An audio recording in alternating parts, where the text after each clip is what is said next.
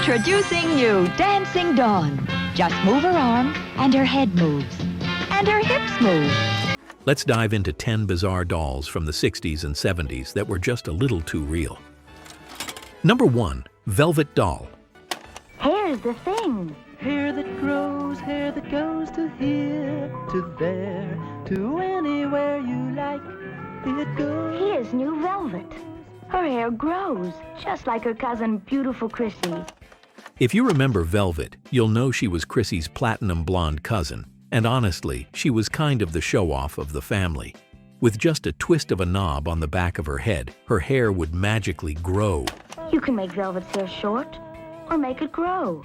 Hair that grows, hair that goes to here, to there. It grows. Beautiful Chrissy and new Velvet. Kids would spend hours making it long and glamorous, then crank it back to a shorter cut like some kind of proto-salon experience. The whole gimmick was mesmerizing because, let's be real, it felt like a superpower. Everyone wanted to bring her to school to show their friends that yes, her hair really did grow. Of course, in reality, the mechanism jammed half the time, and poor Velvet sometimes ended up with uneven, jagged locks. But in the moment, she was magic in doll form. Number 2. Thumbelina, ideal 1960s. Hi there! Wake up, Thumbelina. Here's our babysitter. Wake up, Thumbelina. Just pat her back. Batteries not included. Thumbelina. She really turns over. Thumbelina. She really turns over. Turns her head, rolls over on the bed, and holds her arms right out to you. Thumbelina was the doll that made you do a double take because she actually moved. With a twist of a wind-up key, this baby doll wiggled and squirmed in your arms, just like a real newborn stretching after a nap. For kids, it was soothing and fascinating. For parents, it was a little eerie to see a toy imitating real-life baby movements. Will you look who's learning to walk? With bells on her shoes. It's new Jingle Thumbelina. And so grown up, she walks by herself, with a little help from someone who loves her. And look, here's toddler Thumbelina in her walker, or you can get her on a rocking horse. Oh, she's such fun. Like her little sister, newborn Thumbelina. You'll love Jingle and all the Thumbelinas. They're ideal. Still, everyone remembers rocking her and feeling like you were holding something more than just molded vinyl. Thumbelina was equal parts toy and emotional training wheels, giving kids the chance to practice being a mommy or daddy before they'd even graduated kindergarten. Number 3. Baby Alive, Kenner, 1973. Baby alive, soft and sweet. She can drink, she can eat. Look, beautiful Baby Alive is eating her own Baby Alive food right from the spoon. And she's drinking from her bottle. Oh, Baby Alive. She was the ultimate love-hate doll of the 70s. On the box, she looked perfect. A doll that could eat real food packets and then, well, process them, just like a real baby. Out for a stroll, Baby Alive. It's Kenner's new Baby Alive stroller rocker. For your own Baby Alive, sold separately, batteries not included. You can rock her, feed her, or give her a bottle. When she's done, you can turn her rocker into a stroller. Time for a walk, Baby Alive. Kenner's new Baby Alive stroller rocker. Baby Alive, sold separately. In theory, it was brilliant. Kids got to feed her with a little spoon and then change her diaper afterward. In reality, the food packets turned into a sticky paste, her mouth clogged, and those diapers were gross. Every kid remembers one tragic day when Baby Alive malfunctioned and leaked everywhere. But even with the mess, she was unforgettable, because she made kids feel like they were in charge of a living, breathing little one. She was chaotic, she was messy, and she was absolutely legendary. Number 4. Patchwork Pals dolls, Mattel, 1970s. Part doll, part craft project, and totally colorful. Made out of bright fabrics and designed to look like quilted, patchy creations, they weren't about perfection. They were about groovy vibes. These dolls looked like something your grandma might have stitched from scraps, and that was exactly the point. Number 5. Baby Chrissy, ideal, 1973. Chrissy has beautiful Chrissy, the doll with beautiful hair that grows and grows. Turn the knob and her hair's shorter. Press her tummy and you can make her hair grow. The Crissy family wasn't done cashing in. Baby Chrissy arrived in 1973 with the same growing hair gimmick as her big sister, but she came packaged as an infant in a sweet layette.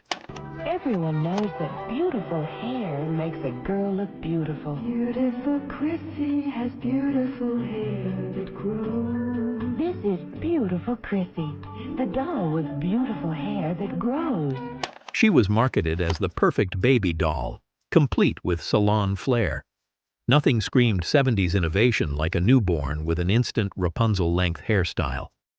Alright, real talk. If you've watched more of my videos than you've brushed a doll's hair till it tangled into a permanent rat's nest, it's time to subscribe. I'll keep serving up the retro flashbacks. You just hit that button and we'll call it even. And hey, if you're on Facebook, come join the nostalgia party. We've got memories, mayhem, and probably someone still arguing over whether Baby Alive was genius or just a sticky disaster. Number 6. Holly Hobbie Rag Dolls, Knickerbocker, late 1970s. By the late 70s, Holly Hobbie was everywhere. On lunchboxes, wallpaper, greeting cards, and of course dolls. Her rag dolls, complete with patchwork dresses and oversized bonnets, were pure nostalgia in fabric form. They didn't do anything bizarre, but the way Holly Hobbie invaded every kid's bedroom made her feel almost cult-like. Number 7. Baby Tender Love, Mattel, 1970. Dolly, did you hurt your arm? I love you. Think of nice things like flowers. Good for you. You grow up healthy. Roll it up, put it in the bed. This was the doll that raised eyebrows for being too real. She was made with a new kind of soft vinyl skin that felt surprisingly lifelike. Hugging her was uncannily like holding a real baby, and she came with her own wardrobe sets for added realism. For many kids, Baby Tender Love was their first practice in playing mom, though her glassy stare sometimes gave off more horror movie vibes than family fun. Number 8. Dawn Dolls, Topper, 1970s. Introducing new Dancing Dawn. Just move her arm, and her head moves. And her hips move. And her legs move. Make her do lots of different steps.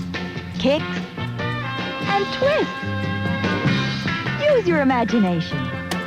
At just 6.5 inches tall, Dawn dolls were like Barbie's cooler, thriftier little sisters. With disco-inspired wardrobes and groovy accessories, they were tailor-made for the 70s kid who couldn't swing the full Barbie collection. They were small, affordable, and endlessly collectible. The kind of dolls you'd find lined up across every kid's dresser like a tiny fashion runway.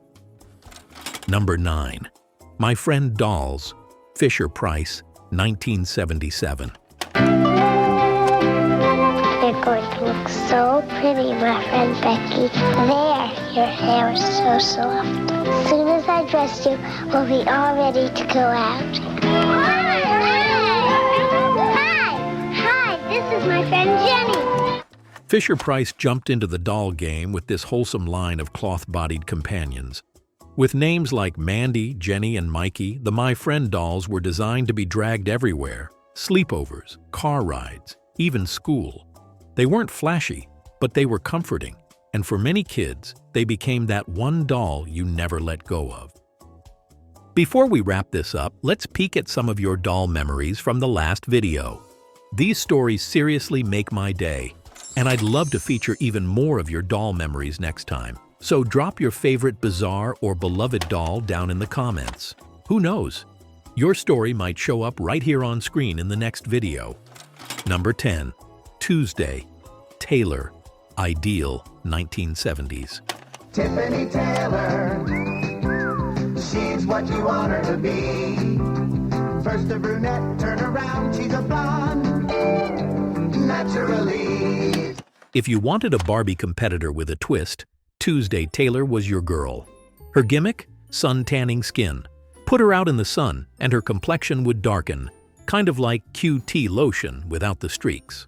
Add in her flip hair feature that let you switch from brunette to blonde, and Tuesday Taylor felt like the 70s answer to Barbie, groovy, glamorous, and just a little weird. From hair that grew at the twist of a knob to dolls that ate, tanned, and even squirmed in your arms, the 60s and 70s gave us dolls that blurred the line between toy and reality. Looking back, they were bizarre, brilliant, and sometimes a little creepy, but we wouldn't trade those memories for anything.